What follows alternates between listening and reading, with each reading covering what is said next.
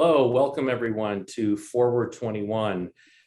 Before we get started, I really want to thank Lars and Anders for a great session on the ocean market, really trying to take a look into the crystal ball and predict how things are going to move forward in 2022. With me today are two of the best in the business. We have Matthew Smith from Western Digital, Michael Steen from Atlas Air Worldwide Holdings. They're going to introduce themselves in a second. And what we're going to do is really focus on the past 18 months and some of the lessons that we've learned through what can be described probably as one of the most turbulent periods in the history of air freight. But before we get started with the material, again, I'd like to introduce Matthew and Michael, and I'll turn it over to Matthew first to introduce himself. Matthew.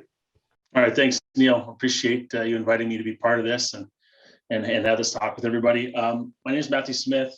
Like you said, I'm Senior Director of Global Trade and Transportation for Western Digital. And I've been with Western Digital for about 17 years now. My career has been in logistics the whole time, spanning global procurement for logistics and other things, as well as global operations, and then currently managing our transportation and trade operations, again, for Western Digital. So thanks again for having me here. Great, thank you very much, Matthew. Michael. Neil, thanks for having us here, or having me here, and great to meet everybody who's going to attend this conference here. So my name is Michael Steen. I'm the Chief Commercial Officer for the Atlas Air Worldwide Group, and also the CEO of our subsidiary Titan Aviation Leasing. I got a 25 plus years experience from the supply chain and aviation industry. I've worked on the supply chain side for forwarding, warehouse and distribution, logistics, and express, and always spent quite some time on the aviation side. And during my forwarding days, I also had the pleasure to deal with the ocean freight side of the industry. So I've seen the global supply chain from different angles, but I've never seen anything like the last 18 months that we're going to talk about. So look forward to that. Great, thank you very much, Michael. And just I'm going to add a couple of comments to what these gentlemen said, because they were quite modest. I mean, you know, Matthew runs an organization that's one of the largest shippers in the world, certainly one of the largest air freight shippers in the world. And we're very proud to call them a customer. Michael, runs an organization that's the largest operator of 747 freighter aircraft in the world. And it's also a pleasure for Flexport to be able to lease two of these aircraft, from Atlas on long-term contracts. And it's proven invaluable for us over the past couple of years as we have worked with our customers. And finally, it's great to introduce both of these guys together, because there's a lot of Matthew's freight on Michael's airplanes every week. So it's kind of nice that they can get to know each other, because this is how this supply chain comes together. Now all the stakeholders really make a difference in each other's lives. So before we set the stage, I'm going to go over a couple of slides just to get us going. Our legal people make us throw this slide up, so let's all pretend we read it and move on to the meat of the topic here. So I think that 18 months of turbulence is probably the best way to describe the past year and a half. I think some of you listening to this may have some more different adjectives you'd like to use for the past 18 months. It's certainly been challenging and unprecedented, in the industry. And if we try and project forward as to when we sort of may get back to some semblance of reality, we're just going to put a view up here, and I'm going to temper some of the comments here in a second, but. If you look at, one perspective, you can see that by the end of 2023, there's a base case scenario that says that, we will get back to the same capacity levels that we had in 29. And this is primarily driven by the fact that wide-body belly capacity, which was sidelined during the early days of the pandemic, will begin to return to the skies. And that over the course of the next year, will be made whole. I think this scenario is actually quite aggressive, and I think it's going to take a little bit longer than that. But we'll ask our panelists about this in a couple of minutes as well. But the one thing that's missing here on this slide that we should talk about is the demand line. because demand, as we know, has been growing very strongly over the past 18 months. When you layer in the demand line on top of this, there's still going to be a significant gap between demand and capacity. And we expect even by 2026 that there'll be a 10% gap between demand and capacity. And that's something that's significant. And that is what's going to end up driving, the sort of market conditions that we expect to see going forward. So these are a couple of numbers that, can be shocking in their own right. If we look at the cost to charter a 747-400 freighter, the Trans-Pacific eastbound, in the month of October, if we go back to pre-COVID levels, we're in peak season in the fourth quarter, about 600,000, give or take, is what you might have paid. Today, 1.8 million. And even at 1.8 million, you're not likely to get an asset, committed to you. And we've even heard pricing, higher than that. So, clearly, the market is at highs that we've never seen before. And you would expect for that $1.8 million that your transit time would be extremely predictable, but that's actually not the case. As we've gone through the past 18 months, we've seen transit times climb rather significantly. And this isn't because the port to airport piece has always been quite consistent, with the carriers, flying from port to port. What we have seen is a dramatic increase in congestion.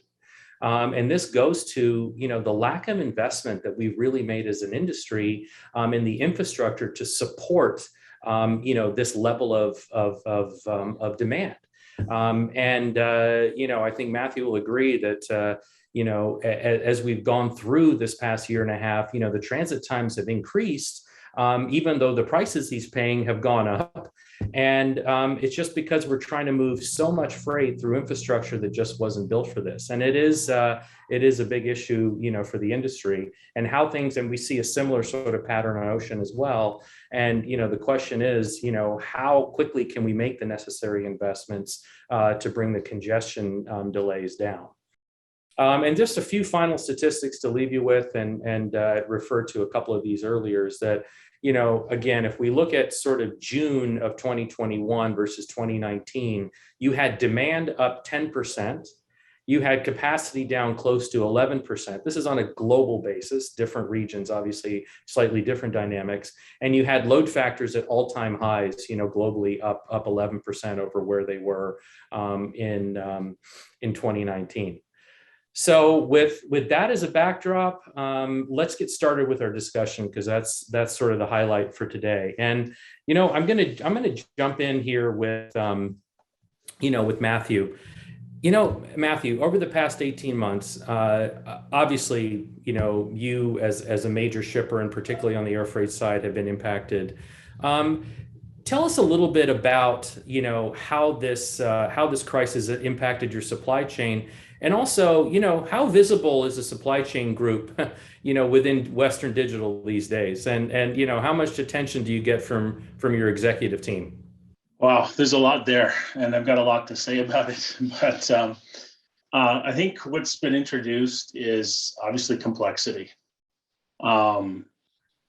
Something new happening, seems like every month, actually, right, in the space, whether it's something happening in ocean or trucking or a lockdown, a shutdown, whatever, we keep adding this complexity that reverberates through the supply chain, right? All the way from the demand signals through to our ability to execute on a particular shipment level. And so, with supply chain being so critical now, and I think you've been seeing articles in the newspapers now about supply chain, and you've never seen that before, right? Nobody even knew what supply chain was, just in the general public for the most part. And now they know. And so visibility internally, we actually had very good visibility internally, supply chain within Western Digital.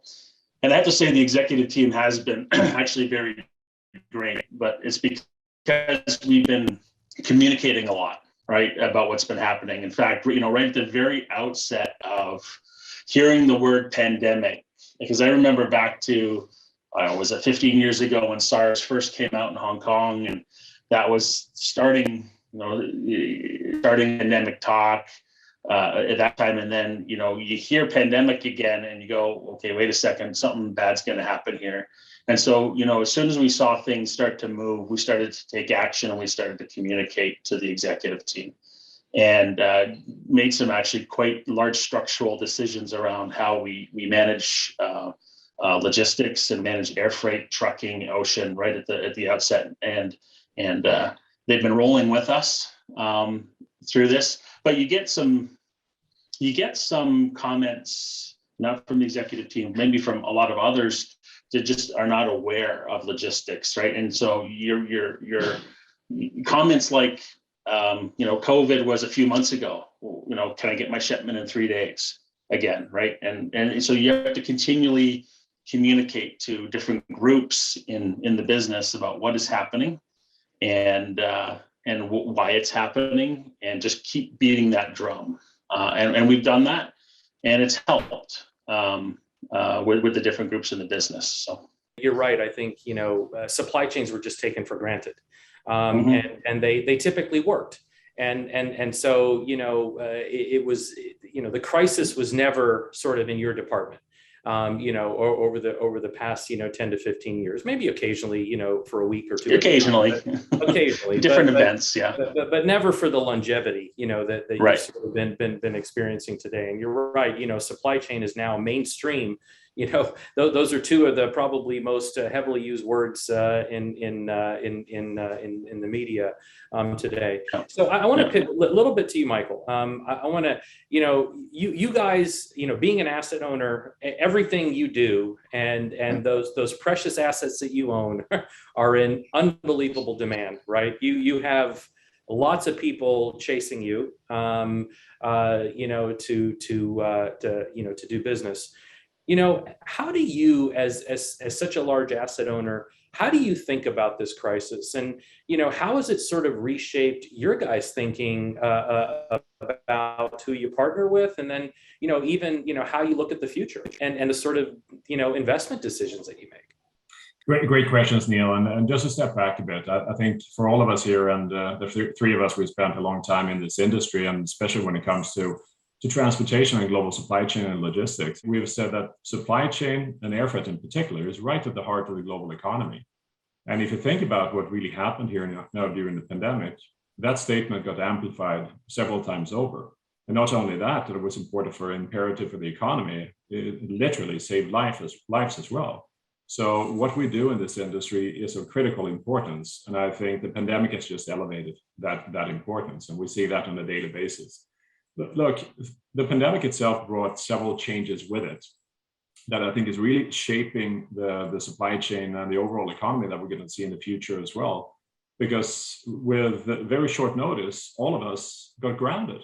And as we can see here now, we're doing these interviews still from our home offices. And we are still working from home, learning from home to a large degree. And that has changed the behavior globally. So not only in one region, and Matthew, you referred to SARS. SARS was really localized in Southeast Asia at the time. This here is global. So everything is infected. And I think we see statements on a day-to-day basis that there is a lack of raw material components and one and the other industries being affected. Working from home and learning from home changed our buying behaviors. So the speed that we're seeing B2B shifting now to B2C is of course of great significance. Certain industries and products like Western Digital's products, you're there of course in extreme demand at the moment as well, based on the fact that we are becoming more digital as a society.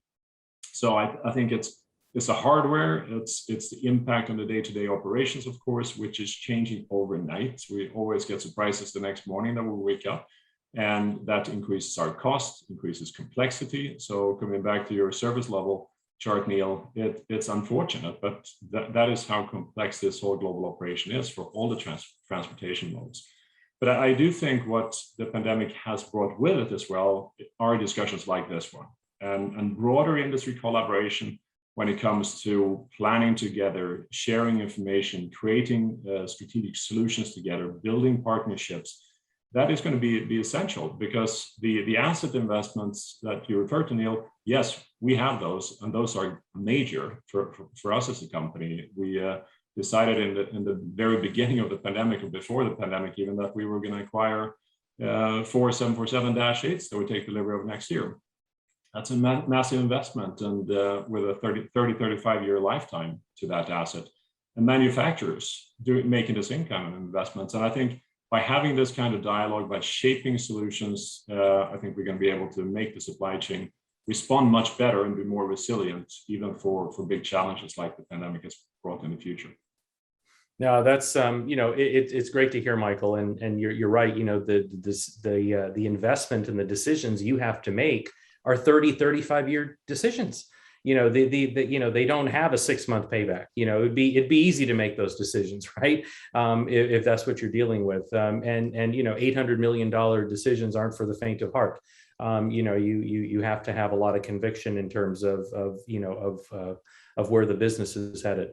I was wondering, maybe if each of you could give maybe a slightly more specific example, and maybe I'll go back to you, Matthew, about something you've done differently, right? Something you've thought about, through a completely different lens, today, and as you've sort of dealt with the impacts of the pandemic, that you wouldn't have sort of, even considered 5 years ago, but probably because you didn't need to. Just, give us one example of something you as a leader in your organization are doing differently today in terms of how you prepare your supply chain, for these challenges. A lot more communication and a lot more tie-in with other areas of the business. I mean, when things are working well and things are running normally, like they did pre-pandemic, and you're churning out your 3, 4, 5-day transit times continually, you have the odd issue here and there. Everybody just thinks it moves fine and it's great and whatever. But the situation hits, the challenge hits, and then it's continued, right? Obviously, for 18 months is what we're talking about. And you really have to change your approach to how often you communicate, to whom you can communicate, what you communicate. That's been something really different that we've really done and ramped up in the last 18 months. But you also look at your whole network differently, right? You look at how you fulfill to customers, and you look at how you plan to fulfill the customers. And you really have to become agile and really have to start thinking differently how you're going to get that package from one country to the next, especially when you're going over open water in an air freight perspective. So we've really learned how to be a lot more flexible. We've learned how to plan a lot more, but still remaining flexible, right? Because something's, like I said before, something's happening every month. It seems like at least something big that changes the whole landscape, and you really have to really think on your feet and change the business, but then communicate what you're changing to everybody so they know what to expect. Yeah, no, I hear you, Matthew, and just one follow-on comment to what you said, and you use the word flexible.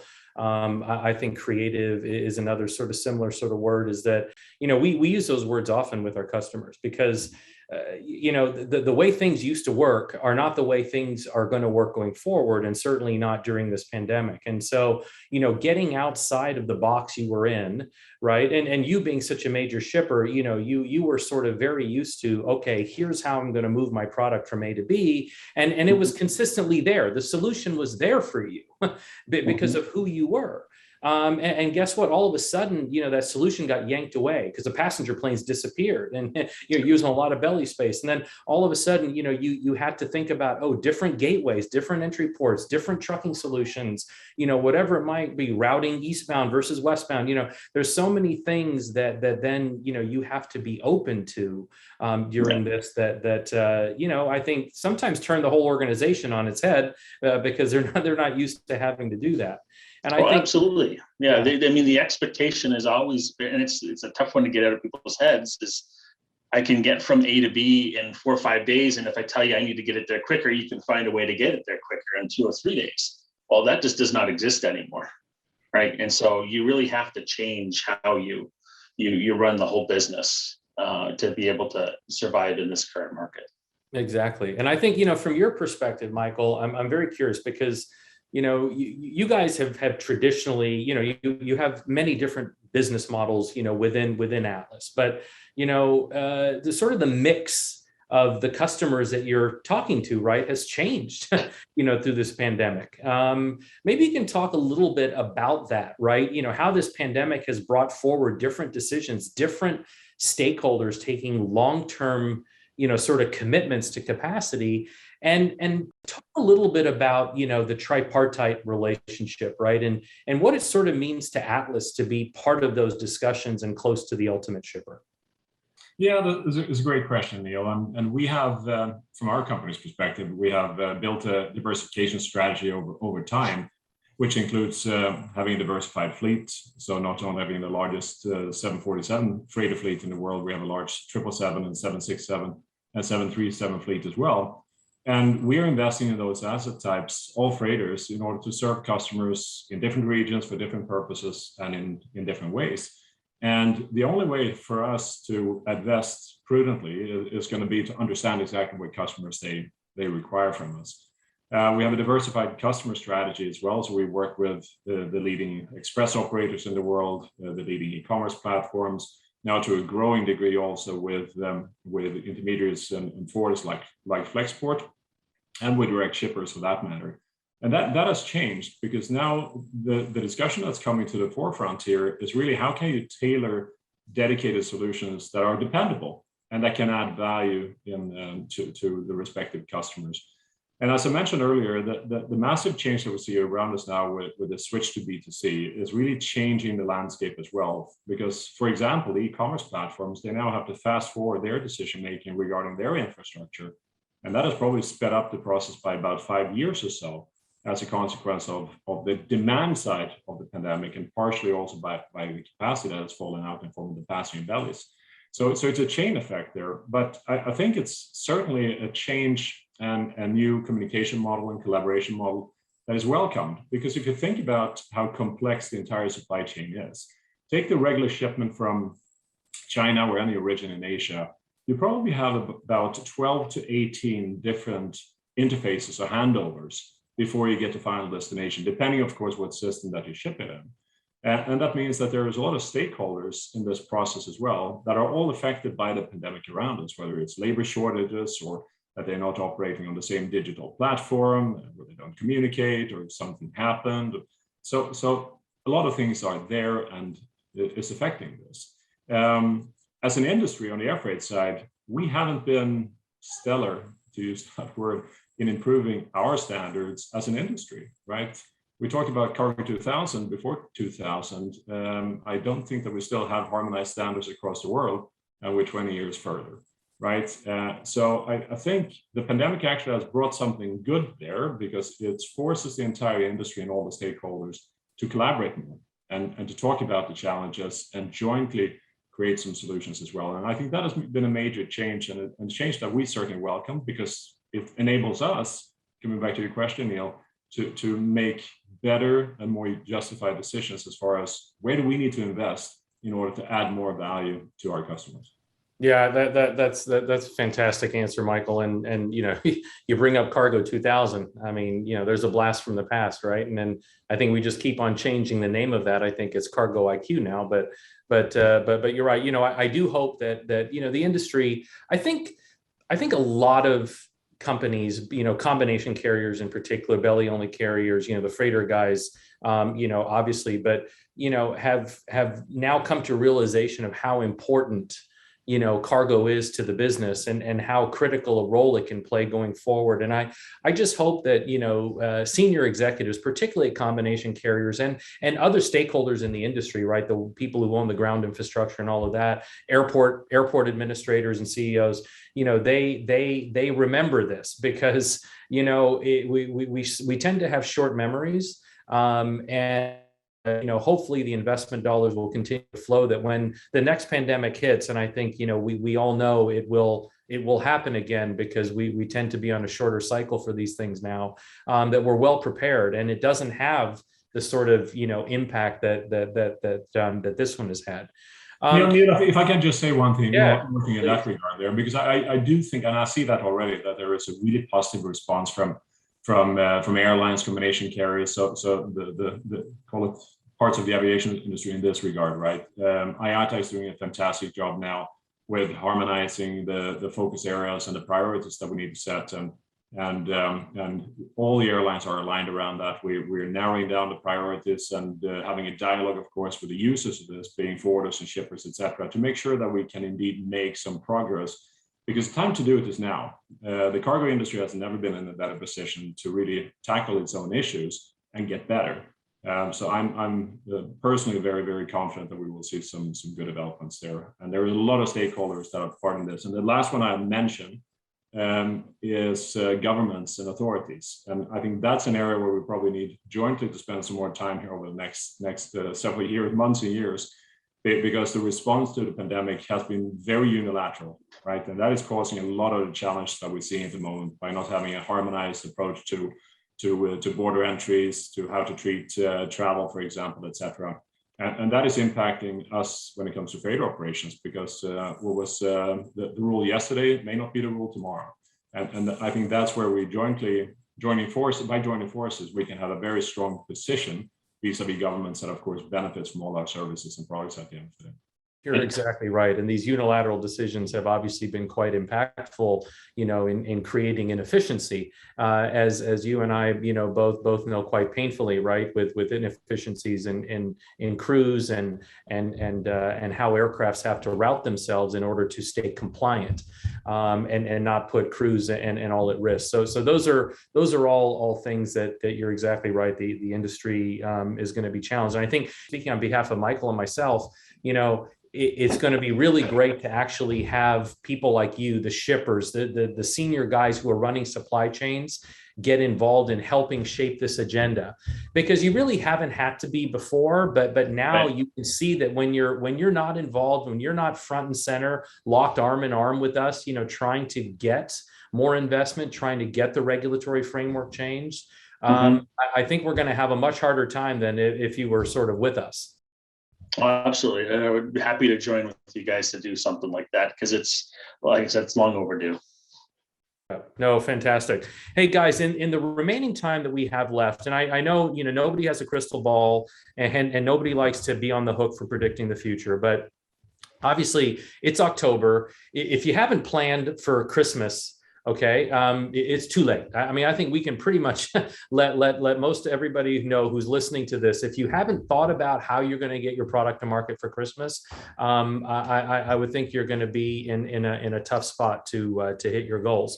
But let's look beyond Q4. Let's look into next year, right? 22. And I know both of you guys are very focused on 2022 and maybe even beyond that. And so, Matthew, let me start with you. Okay. What are some of the big sort of ideas that you're sort of framing in your own mind as you approach 22?